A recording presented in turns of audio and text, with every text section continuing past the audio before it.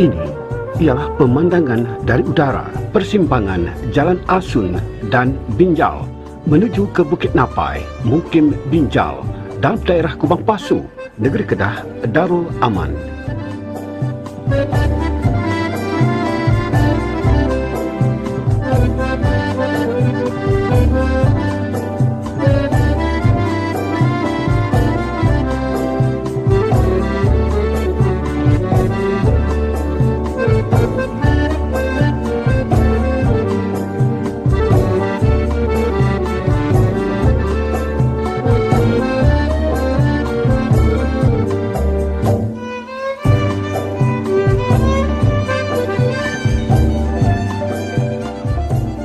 Sebuah pertubuhan yang dinamakan Pertubuhan Kebajikan Warga Emas Langkasuka, Kubang Pasu atau ringkasnya Pewaris menggapai impian untuk membina sebuah perkampungan atau kompleks asrama untuk penempatan warga emas, khususnya kepada warga emas di dalam daerah Kubang Pasu.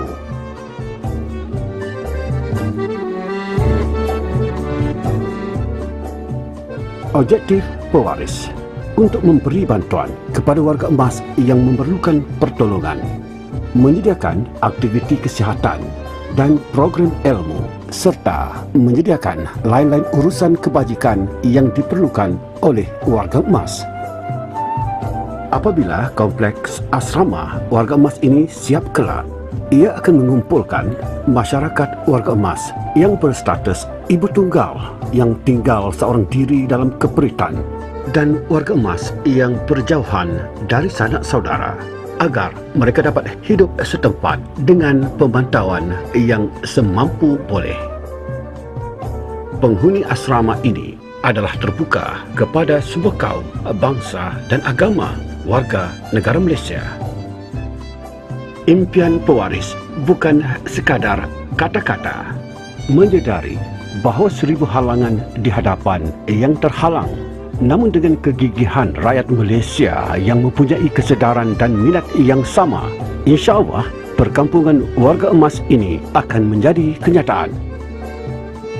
Sebagai langkah permulaan, Pewaris telah membeli sebidang tanah di Bukit Napai, Mukim Binjal dalam daerah Kubang Pasu seluas 2 relok setelah mendapat sokongan daripada DXN Industries Sendirian Berhad yang sudi menerima kepada Pewaris. Kata Pewaris, untuk menyiapkan kompleks asrama warga emas ini, kosnya mencecah 4.7 juta ringgit dan pastinya Pewaris tidak mempunyai dana sebanyak itu. Andai kata puas berusaha, namun dana masih tidak mencukupi, langkah tetap diteruskan juga. Sekadar yang mampu asal saja dapat menyediakan asrama ini dengan segala kemudahan asas yang diperlukan. Jom kita ikuti petikan ucapan yang berusaha Profesor Dr. Haim Helman bin Abdullah, Timbalan Naib Chancellor Penyelidikan dan Inovasi yang menjalankan fungsi Naib Chancellor Universiti Utara Malaysia sempena Seminar Pengurusan dan Pembangunan Warga Emas Abad ke-21, Anjuran Pewaris. Jom.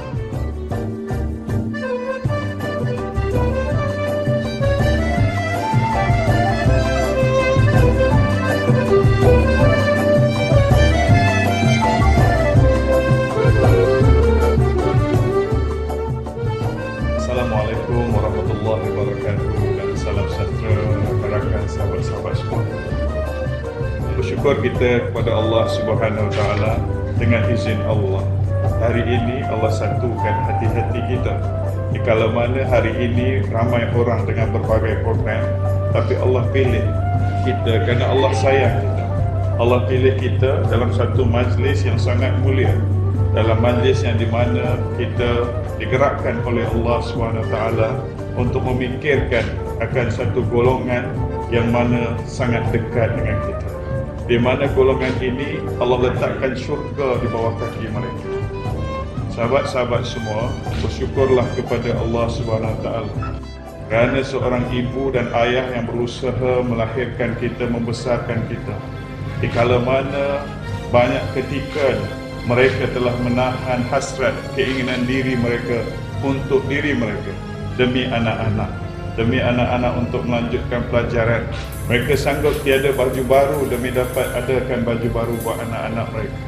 Mereka sanggup tiada beli keperluan yang mereka inginkan begitu lama mereka nantikan apabila ada duit di tangan keperluan anak itu. Itulah ibu dan ayah. Dan hari ini Allah telah pilih kita bersama pada pagi ini untuk sama-sama melihat bagaimana kita boleh membangunkan satu pasukan yang kuat, yang Allah redha dan Allah kasih. Dan insya-Allah dengan izin Allah, tiga pihak utama iaitu institusi pengajian awam khususnya UUM di bawah Pusat Pengajian Psikologi Gunaan Dasar dan Kerja Sosial bersama dengan Jabatan Kebajikan Masyarakat dan juga NGO kita pewaris DXN, Jabatan Kebajikan Masyarakat dan semua yang bersama untuk menjaga program ini telah digerakkan oleh Allah untuk memulakan sesuatu usaha yang mulia. 9 bulan yang lalu bermulalah satu usaha untuk membangunkan pewaris, dan saya ucapkan setinggi-tinggi tahniah doktor dan rakan-rakan yang terlibat. Semoga pewaris akan terus kekal, mekar dan berjaya membela nasib ibu-ibu dan ayah-ayah kita semua. Sahabat-sahabat semua, mungkin kita tidak lahir dari ibu yang kita tolong di pewaris nanti di asrama. Kita bukan lahir dari rahimnya, tapi dia ibu kita. Dia telah melahirkan sahabat-sahabat kita. Mungkin sahabat-sahabat kita dulu telah tiada, mungkin seperti mana saudara Zulkarnain nyatakan bahawa mungkin anaknya telah pun tiada, mungkin telah mendahului ibu bapanya, ataupun mungkin anak-anaknya jauh daripada tempat ini, dan mungkin juga ibu itu kita panggil ibu kerana usianya yang telah tua, tiada waris sama sekali. Maka kitalah anaknya sebenarnya. Datangilah dan santunilah mereka. Ketika mana saya ingin kongsikan satu kisah. Ibu saya ketika saya kecil, rakan-rakan, sahabat-sahabat semua, saya datang dari keluarga yang susah. Kenapa saya kongsikan cerita ni? Saya nak kita sama-sama faham bahawa kita hari ini sangat berkesempatan untuk menikmati hidup yang baik dari ibu ayah kita. Ibu saya dahulu ketika usianya 8 tahun telah meninggal dunia ibunya, di mana dia telah tidak ke sekolah kerana perlu menjaga adik-adiknya. Saya masih ingat ibu saya pernah cerita dulu masa mak kecil-kecil, mak akan selalu berdiri depan pintu dengan beg sekolah, tengok kawan-kawan nak pergi sekolah. Saya bila cerita ni sahabat-sahabat semua, saya rasa sedih. Kenapa ibu saya begitu mengharapkan dapat ke sekolah? Tetapi kerana kemiskinan, dia tidak dapat ke sekolah. Maka dia telah diberikan amanah oleh datuk saya untuk menjaga adik-adiknya. Dia ketika usianya 8 tahun tidak sekolah ibu saya sampai besar. Apabila saya lahir, maka dia berikan sepenuh kasih sayang untuk mendidik saya. Dan of course, masa itu kehidupan di kampung cukup sukar dan payah. Dulu di sekitar tahun 70-an, abang-abang, kakak-kakak boleh bayangkan hidup kita di kampung tahun 60-an, 70-an kan? Susah hidup kita. Tak macam hari ini. Hari ini senang, anak-anak kita rumah selesa dan seumpamanya. Saya ringkaskan cerita saya ini. Pada satu malam, saya dengar bunyi orang sedang menangis ketika mana saya sudah pun tidur. Saya ingatkan saya bermimpi. Rupa-rupanya saya lihat ada sosok tubuh yang saya cukup kenal sedang bermunajat solat malam. Di kala mana malam hari itu pula hujan turun renyai-renyai. Maka saya terdengar akan bicara ibu saya dengan Tuhannya. Dia kata, "Oh Allah, sekiranya ada lagi kemiskinan yang tertangguh untuk diriku dan anak cucuku, Kau himpunkanlah segala kemiskinan itu ke atas tubuhku. Kau himpunkanlah segala kepayahan itu ke atas bahuku. Aku redha menanggung segalanya, tetapi Allah, berilah peluang kepada anak cucuku untuk merasa hidup senang dan bahagia." Tuan-tuan, apabila saya dengar ibu saya berdoa begitu, saya terus terpukul dia. Saya peluk ibu saya.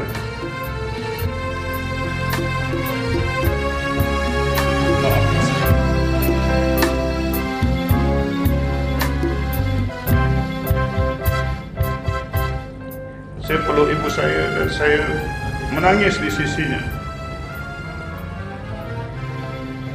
Dia mendoakan saya suatu hari nanti agar menjadi orang benar. Jadi ibu-ibu, ayah-ayah, apabila saya dijemput untuk ke program ini, hati saya sangat lunak.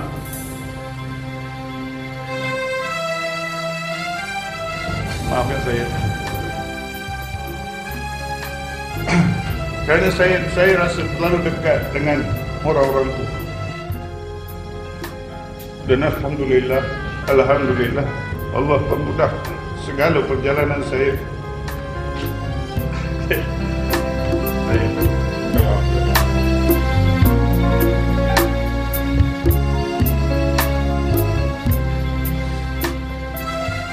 Alhamdulillah, Allah memudahkan perjalanan saya. Mungkin pada malam itu Allah makbulkan doa ibu saya. Dan hari ini saya telah kembalikan diri saya untuk masyarakat. Mengapa saya menjadi pendidik? Mungkin saya boleh kerja di jawatan yang lebih besar mungkin di dunia korporat, tapi saya pilih untuk menjadi pendidik. Sebab saya nak melahirkan seramai mungkin anak-anak yang kasih pada ibu dan ayah. Jadi dengan kata lain, tuan-tuan dan puan-puan yang saya kasihi, mudah-mudahan usaha kita ini akan Allah berkati darah putih, di mana kita tahu bahawa ibu kita kadang-kadang tidak berdaya dan mampu lagi untuk berdiri. Berantas sakit, hanya meminta simpati dan kasih mereka yang tahu apa akan artinya kasih sayang itu sebenar. Jadi kita bersama dengan puas untuk menzahirkan hak kita adalah masyarakat prihatin. Kita ingin bantu seramai mungkin ibu ayah yang uzur di luar sana. Kita ingin pastikan bahawa mereka terbela. Mudah-mudahan di hari tua mereka dapat beramal soleh, buat ibadah dan sebagainya. Kalau kita seorang ustaz, datangilah mereka untuk mengajar mereka akan ilmu agama. Kalau kita seorang aktivis sosialis, datangi mereka untuk bantu apa juga aktiviti-aktiviti sosial yang boleh kita bantu mereka. Kita ada Universiti Utara Malaysia, kita akan serahkan diri kita, pelajar-pelajar kita untuk bersama menyantuni warga tua. Kita ingin bina satu negara bangsa yang punya kasih sayang yang luar biasa kepada orang-orang tua. Tidak ada keberkatan dalam hidup tuan, tidak ada keberkatan dalam hidup sekiranya kita tidak mengasihi orang-orang tua. Kalau kita telah tiada mak dan ayah, maka inilah peluang kedua kita untuk menyantuni mereka. Dan tidak ada ruginya kalau kita panggil mereka ini ibu dan ayah. Bayangkan kalau satu orang tua, seorang ibu tua yang dia tak kenal kita pun, kita datang dan jumpa dia, kita tanya, "Mak, apa khabar?" Pasti dia terharu dan tersentuh kerana telah lama dia menanti panggilan itu. Jadi insya-Allah tuan-tuan dan puan-puan, mudah-mudahan Allah kekalkan hati kita. Allah akan terus pilih kita. Doa pada Allah, jangan keluarkan kita daripada usaha yang mulia ini. Jangan keluarkan saya ya Allah. Tolong ya Allah. Pilihlah saya sehingga akhir hayat saya menjadi sebahagian daripada cerita orang-orang yang sentiasa membela nasib-nasib orang yang tersisih dan terbuang. InsyaAllah tuan-tuan dan puan yang saya kasihi, seperti yang kita sedia maklum bahawa hari ini kita lihat makin ramai anak-anak yang melupakan ibu dan ayah. Berbagai cerita dan kisah di luar sana yang boleh membuatkan kita rasa sebab dan sayu, membuatkan kita rasa sedih dan terkilat. Kadang-kadang kita bertanya pada diri, mengapa begini akhir? Walau apapun salah dan silap ibu dan ayah kita, janganlah kita hukum dia. Kerana apa juga yang berlaku dalam kehidupannya, itulah suratan takdir yang harus dia lalui. Dan kitalah sepatutnya menjadi anak walaupun bukan darah dagingnya, bangun dan bangkit membela nasibnya. Di hari usia-usianya yang makin meniti hari-hari terakhir, hadirkanlah kegembiraan buat mereka sahabat-sahabat yang mulia. Santunilah mereka sahabat-sahabat yang mulia. Mudah-mudahan mereka merasa sedikit ruang kegembiraan di penghujung usianya. Mudah-mudahan mereka dapat merasakan akan kasih sayang daripada seorang yang bergelar anak, yang layak dipanggil anak buat dirinya. dan kitalah insan itu. Mudah-mudahan di hari kebangkitan, kalau mana kita bertemu dengan Allah Subhanahu Wa Taala, kita mungkin dalam keadaan tunduk malu dan sedih. Kita mungkin rasa tidak banyak amal soleh yang kita buat. Kita bukan ahli ibadat, kita bukan ahli zikir, tetapi kita mohon pada Allah. Jika mana kita bertemu Allah, kita tunduk malu kerana kita rasa kita banyak dosa. Tapi Allah kata, wahai hamba-Ku, jangan tunduk malu, wahai hamba yang Ku kasihi. Angkatlah wajahmu. Kita kata pada Allah, oh Allah, aku banyak dosa Allah. Terlalu banyak yang Ku lakukan di dunia dulu, kesalahan-kesalahan. Allah kata, tidak, semua itu aku angkat menjadi pahala. Lihatlah di sana segala kebaikanmu. Maka Allah tayangkan akan kebaikan-kebaikan kita. Dan antara kebaikan kita menyantuni ibu-ibu, ayah-ayah yang tua, yang mana ketika usia kita masih bersisa, kita meluangkan masa dalam kesibukan kita untuk menyantuni orang yang pada dasarnya tidak membawa apa-apa keuntungan dunia, tetapi kita santuni dan luangkan masa kerana kita tahu dan percaya bahawa inilah yang akan menjadi pembela kita di padang mahsyar kelak. Mudah-mudahan sahabat-sahabat tuan-tuan yang mulia, kita akan terus kekal istiqamah dalam usaha ini. Doakan saya juga sama, agar kita semua bersatu hati berusaha untuk menjadikan ini satu realiti, dan pewaris akan menjadi pembangkit kepada kebangkitan hati-hati yang mulia lagi suci. Dalam surah An-Nisa ayat 36 menunjukkan bahawa Allah SWT mewajibkan kita berlaku ihsan, iaitu berbakti dan berbuat baik kepada kedua ibu bapa, selepas kewajipan menyembah Allah SWT dan larangan syirik kepadanya. Firman Allah SWT bermaksud, dan hendaklah kamu beribadah kepada Allah, dan janganlah kamu sekutukan Dia dengan sesuatu apa jua, dan hendaklah kamu berbuat baik kepada kedua ibu bapa dan kaum kerabat, dan anak-anak yatim dan orang-orang miskin, dan jiran tetangga yang dekat, dan jiran tetangga yang jauh, dan juga rakan sejawat dan orang musafir yang terlantar, dan juga hamba yang kamu miliki. Sesungguhnya Allah tidak suka kepada orang-orang yang sombong, takbur dan membangga-banggakan diri. Surah An-Nisa ayat 4. Surah An-Nisa ayat 36. Tuan-tuan yang saya kasihi, bagi satu kelompok masyarakat yang harus kita santuni dengan sebaik-baiknya, anak-anak miskin ayat. Saya masih ingat pesan ibu saya. Dia kata, Haim, apabila suatu hari nanti sudah berjaya, jangan tinggalkan golongan-golongan ini. Santuni mereka sebaik-baiknya.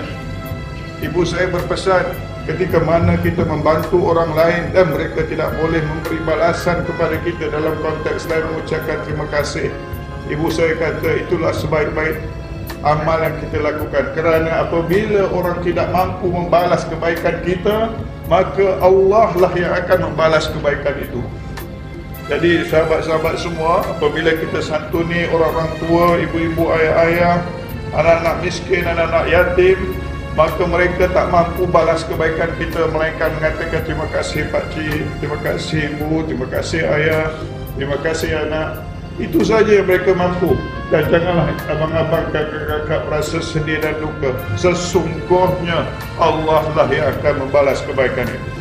Jadi saya merasakan bahawa usaha ini sangat mulia dan sangat dekat di hati saya. Namun demikian saya mohon maaf akan sedikit beremosi pada pagi ini. Iaitu pada bila saya dijemput, sebenarnya saya rasa sebuah salah untuk meneruskan, kerana saya tahu saya akan mudah tersentuh apabila bicara tentang ibu dan ayah.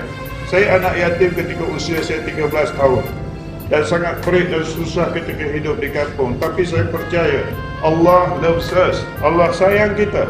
Dan apa juga kepayahan yang kita lalui, sahabat-sahabat semua, Allah hanya mempersiapkan diri kita untuk sesuatu yang lebih baik. Jangan berputus asa dengan Allah, teruskan berusaha, insya-Allah Allah akan hadirkan berita-berita gembira. Allah akan pastikan suatu hari nanti insya-Allah segala usaha baik yang kita lakukan Allah akan balas dengan kebaikan yang jauh lebih besar apa yang pernah kita fikirkan.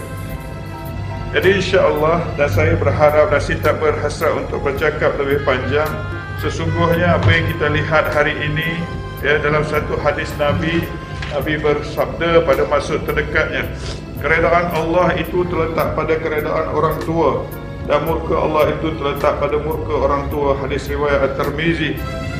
di mana kita sendiri semua maklum, kita orang Islam, kita orang Melayu, kita faham di mana ibu ayah itu sangat dekat dengan kita. Syurga berada di bawah kaki mereka. Sahabat-sahabat yang mulia, kalau masih ada ibu ayah, santuni mereka. Saya masih ingat lagi ketika mana arwah ibu saya masih ada, ketika saya setiap pagi pasti akan tanya dia, mak dah makan, mak dah ambil ubat dan segalanya. Sahabat-sahabat, kalau ada ibu ayah, santuni mereka. Jangan kira duit ringgit dengan mereka. Jangan kira duit ringgit dengan mereka. Hantar duit pada ibu ayah. Ya, bantu mereka sebaik mungkin. Kalau telah tidak ada, bantu saudara mara, adik-beradik ibu ayah kita dan juga masyarakat sekalian kita. InsyaAllah Allah akan gantikan semua kebaikan itu dengan kebaikan yang jauh lebih besar daripada apa yang kita berikan. Sesungguhnya Allah Maha Pemurah lagi Maha Pengasih. Dengan kata lain, saya ingin merumuskan bahawa ini adalah satu program yang sangat baik dan sangat mulia. Mudah-mudahan Allah santuni, Allah rahmati sahabat-sahabat semua yang ada di sini, keluarga-keluarga, sahabat-sahabat, tuan-tuan dan perempuan semua. Mudah-mudahan Universiti Utara Malaysia akan sentiasa dekat di hati sahabat-sahabat semua. Kita di Universiti Utara Malaysia berhasrat untuk merakyatkan Universiti Utara Malaysia. Kita tidak mahu menjadi menara gading yang terlalu eksklusif, terlalu asing buat anak bangsanya. Kita ingin menjadi universiti yang dekat di hati masyarakat. Kita ingin menjadi sebahagian daripada cerita pembangunan dan kebangkitan satu ummah, yang mana ummah yang penuh dengan kasih sayang. InsyaAllah kita bertemu lagi di lain masa, dan di kesempatan ini saya ingin mengucapkan terima kasih kepada penganjur kerana sudi menjemput saya, dan dengan lafaz Bismillahirrahmanirrahim saya merasmikan Seminar Pengurusan dan Pembangunan Warga Emas abad ke-21. Wabillahi taufiq wal hidayah. Assalamualaikum warahmatullahi wabarakatuh. Terima kasih.